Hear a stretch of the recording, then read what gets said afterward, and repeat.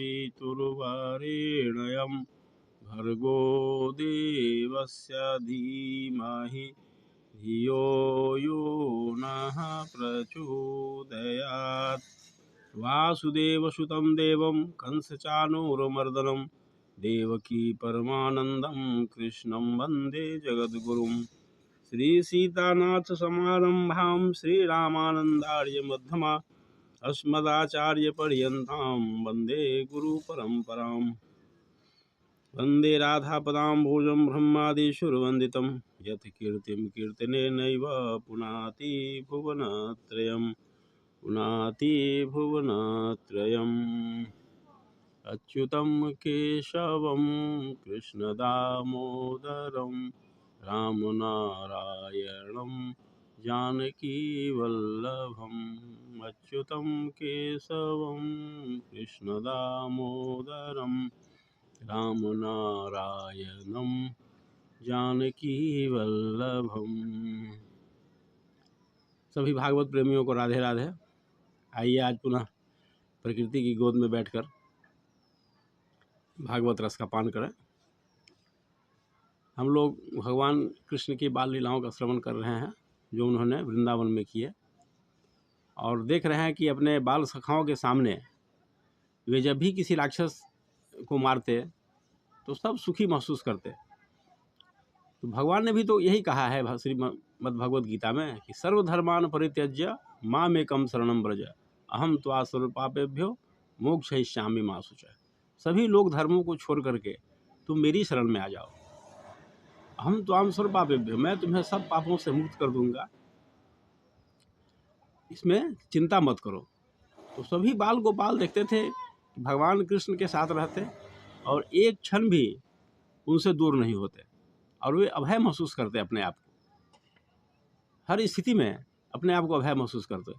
हम लोग अभय के लिए दूसरे की शरण में जाते हैं, दूसरे किसी से आशा करते हैं, संसार से आशा करते हैं कि हम अभय हो जाएं, लेकिन ऐसा संभव नहीं है। बिना भगवान के शरण में गए मनुष्य अभय हो ही नहीं सकता है। इस बात को हम भूल जाते हैं संसार के भाग दौड़ में। इसको हम हमेशा याद रखें, हर पल महसूस करें कि हम भगवान के साथ हैं, भगवान की छत्र छाया हमारे ऊपर है। हमारी इंद्रियां भगवान की ओर उन्मुख रहेगी तभी ये स्थिति आएगी। जब तक हम अपने इंद्रियों से संसार का सेवन करेंगे, विषयों का सेवन करेंगे, तब तक हम अभय नहीं हो सकते हैं। अभय होने के लिए, भय मुक्त होने के लिए अपनी इंद्रियों को ईश्वर की ओर मोड़ना होगा, तभी हम अभय हो सकते हैं। जैसा कि ये बाल गोपाल थे, बाल सखा थे भगवान के। हर पल सोते जागते, उठते बैठते, खेलते खाते, हर पल भगवान की चिंतन, भगवान की बातों का श्रवण। तो ये अभय थे, अपने आप को सुरक्षित महसूस करते हर स्थिति में। और जब भी कोई राक्षस बाधा डालता आता तो उससे आश्वस्त होता, वे आश्वस्त हो जाते पहले ही से कि कृष्ण हमें इससे बचाएंगे जरूर। एक दिन ऐसे ही खेलते खेलते एक अघासुर नामक राक्षस आया। वह अजगर के रूप में था और विशालकाय अजगर। जब वह मुंह खोल करके बैठ गया और जीभ बाहर निकाल लिया, तो बच्चे खेलने के सब मूड में थे और उन्होंने ये नहीं समझा कि ये कोई राक्षस है। उसके मुंह का निचला हिस्सा धरती पर था और ऊपरी हिस्सा दूर आसमान तक था।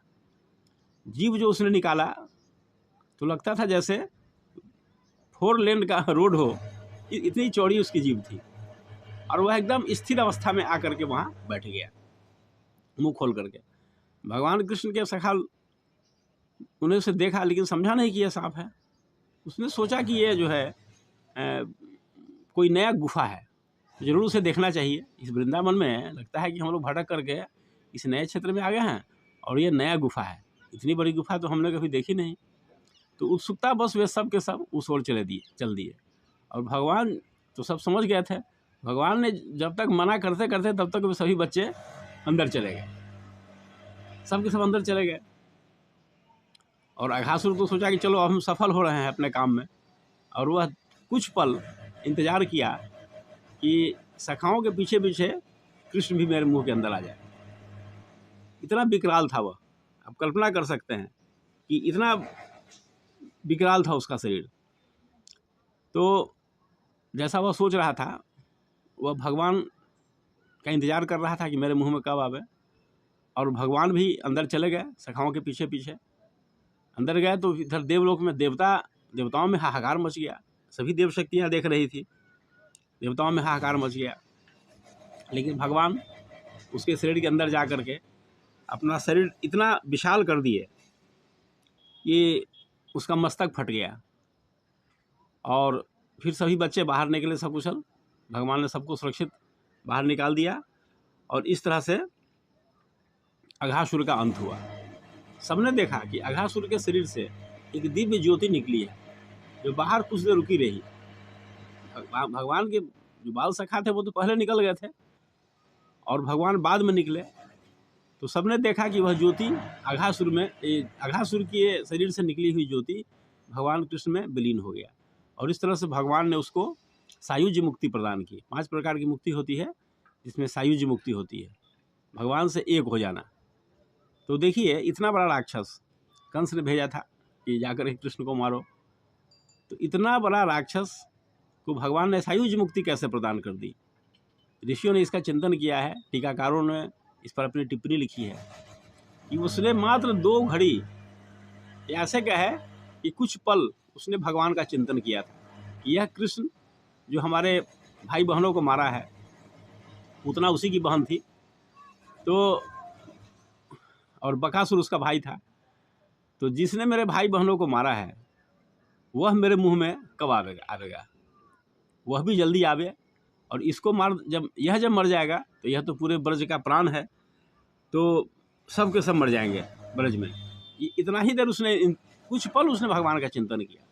कुछ पल भगवान का चिंतन करने से भगवान ने उसका उद्धार कर दिया, उसे सायुज्य मुक्ति दे दी। अब देखिए भगवान कितने अकारण करुणा वर्णालय हैं, इतनी कृपा भगवान की होती है। लेकिन 2 पल क्या कहे, हम 1 पल भी चिंतन नहीं करते हैं भगवान का। 24 घंटा संसार में उलझे रहते हैं, जो हमारे लिए कभी भी हितकारी नहीं है। इसलिए जब कभी मौका मिले,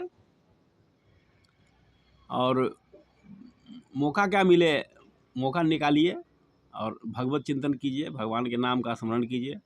कलयुग में यही कहा गया है कि भगवान के नाम का स्मरण ही सबसे बड़ा यज्ञ है, सबसे बड़ा तप है।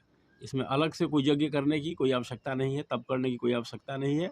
यही बहुत बड़ा यज्ञ है, क्योंकि कोई भी यज्ञ हो, तप हो, ये पूर्ण रूप से शुद्ध नहीं हो सकता है। इसलिए भगवान के नाम का संकीर्तन, भगवान का ध्यान, ये सबसे बड़ा तप है। सबसे बड़ी बात यही है कलयुग में।